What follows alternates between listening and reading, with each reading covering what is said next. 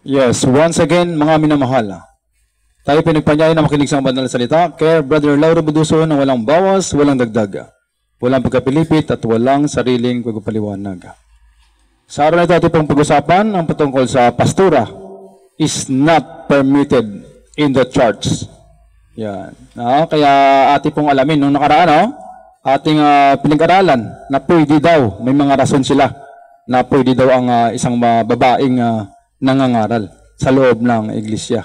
Yan. Pero ngayon natin ang pag-aralan na ito po hindi pwede. Hindi po pinahintulot ng Diyos na ang isang babae ay magkaroon ng pamuno sa lalaki, kundi sila ay pasakop ng buong pagkapasakop. Kaya ating pong pag-aralan mo ito ngayon. Ano ba talaga ang gawain dapat ng isang babae sa loob ng isang church? Ito basahin natin. So, 1 Samuel, baka may sabihin mo, Old Testament yun.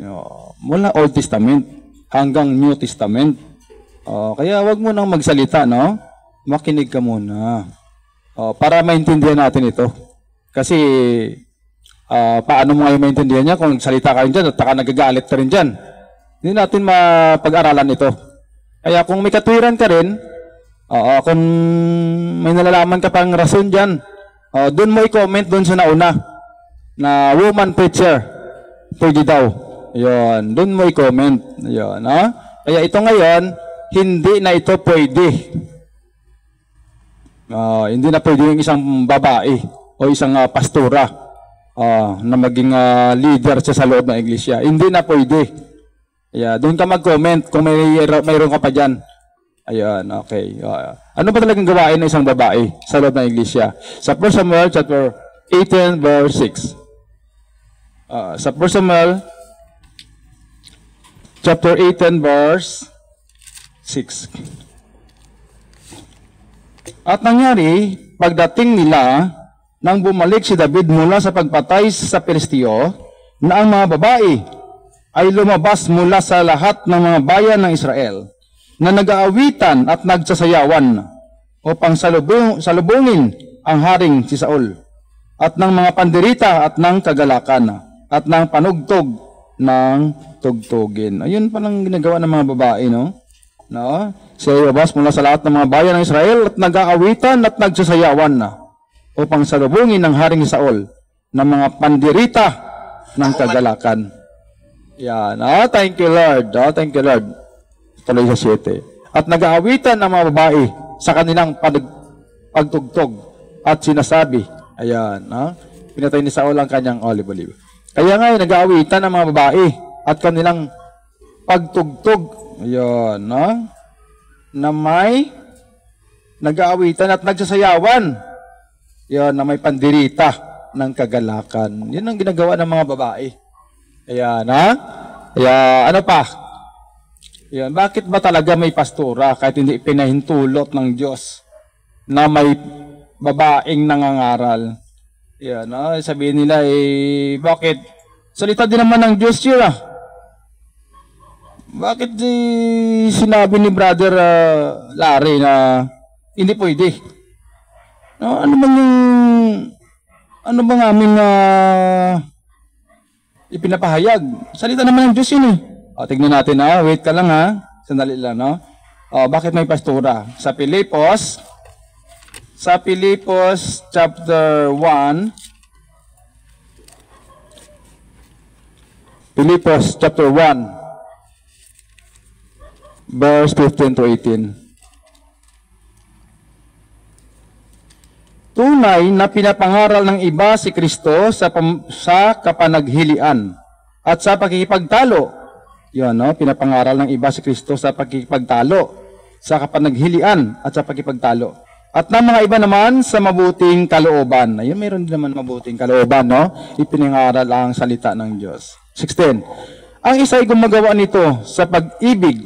Yan. Palibas ay nalalaman na ako'y nalalagay sa pagsalangsang ng Ebanghelyo.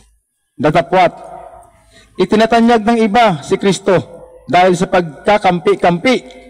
Yan, kampi kami kasi mama ko yan, pastora yan, kampihan ko yan. Yan, kampi-kampi, Datapwat, itinatanyag ng iba si Kristo dahil sa pagkakampi-kampi. Yun, kasi close kami niyan eh. Matagal na kaming magkasama niyan. Kaya pastura yan, pwede yan sa akin. Halimbawa gano'n, no? Quote and unquote. No? Kaya, sandali lang ha. Hindi, sa ulitin ko. Dapat itinatanyag ng iba si Kristo dahil sa pagkakampi-kampi.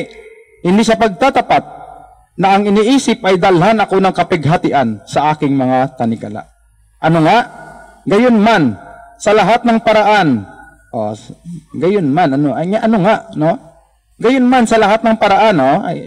Sa lahat ng paraan. Maging sa pagdadahilan. Ano pang dahilan mo dyan? No? Maging sa pagdadahilan o sa katotohanan ay itinatanyag si Kristo. At sa ganito'y nagagalak ako. Oo, at ako'y magagalak. Yan. Ang sabi rito, ulitin ko, ano nga? Gayon man sa lahat ng paraan, maging sa pagdadahilan, kahit na mali. Parte pa rin kay Lord yan. Halimbawa, kahit anong reliyon yan, okay na lang ka dyan. Isa nga, saan ka pa pupunta? Mamaya, kung dyan sabungan ka pa, saan maganda? Dyan sa ibang reliyon na yan, na makapakinig pa siya ng mga aral ng Panginoon.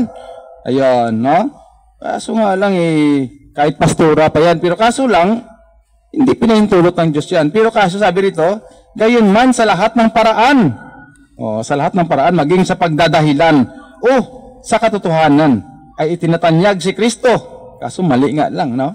At sa ganito'y nagagalak ako. Oo, at ako'y magagalak. Yan. Kahit mali yan dyan, okay pa rin yan. No? Kahit may mapupulot ka pa dyan Isa naman kung saan ka pupunta, sa madyungan, o sa chismisan, yon sa sabungan, kahit atong itan, kahit saan. Mas maganda dyan ka, nakadyan ka pa, kahit mali. Na may matutunan ka pa dyan. Kaya, ako'y nagagalak, sabi ni Apostol Pablo. Yan, ang ulitin ko sa 15. Tunay na ipinangaral ng iba si Kristo sa pagkapanaghilian at sa pagkikipagtalo. Yan, no? Pakikipagtalo yan, kahit na babaeng nangangaral yung leader nila. Halimbawa, babae ang leader. Pwede yan. Makipagtalo yan.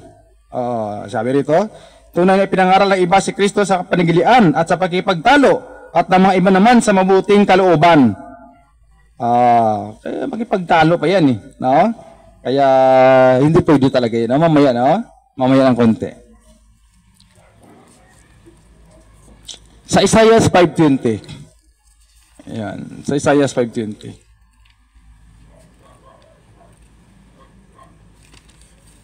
Isaiah 5:20. Sa aba nila na nagsisitawag ng mabuti ay masama. Yan, kahit mabuti na yan, na bawal ang babaeng magturo sa loob ng iglesia. Kahit mabuti, sabihin pa masama. Yan, masama yan, pwede yan sa amin. At nang masama ay mabuti. Kahit masama, mabuti pa. No? Kahit mabuti, masama, blikadan. Na inaaring dilim ang liwanag. At liwanag ang dilim. Na inaaring mapait ang matamis.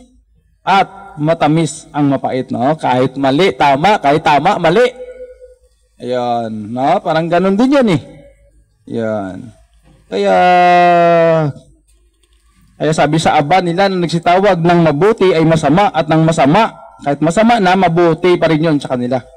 Ayan. Kaya, hindi pwede yun, no? Hindi pwede.